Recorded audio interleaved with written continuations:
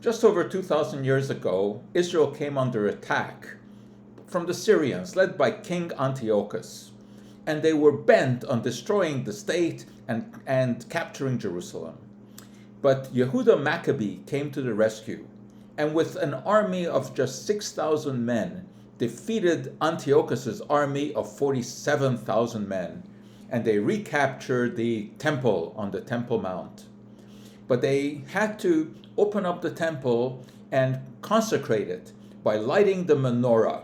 The menorah is the symbol of Judaism. It is a 7-armed candelabra, and it used to light it with oil.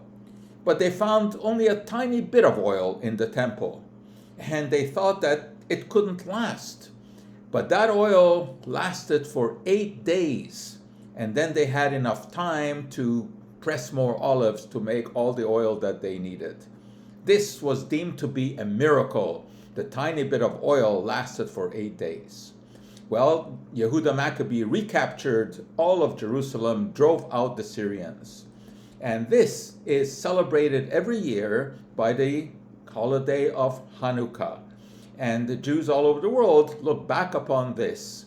It is the festival of lights because candles are lit to commemorate the event, starting with one candle the first night to the next night, etc.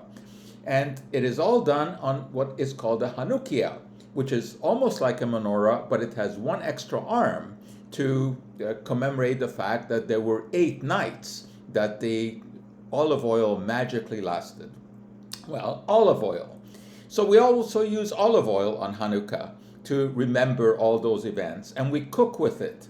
For example, potato latkes, and they are fried in olive oil, which is good because olive oil is a good fat. It has monounsaturated fats. Those do not drive up the blood cholesterol level. Also, it being the festival of lights, we celebrate with lights, such as the ones I have here behind me on my so-called Hanukkah bush. And there's one other thing that we do beside eating latkes on Hanukkah. We give gifts. And I got a really nice gift from Jody. And here it is. Except it's going to cause me a lot of consternation because I probably don't know too many of the answers. But that is it for today. Now you know a little bit about the holiday of Hanukkah. And both Jody and I, we wish you a very, very happy Hanukkah. And that for today is our Kappa Joe.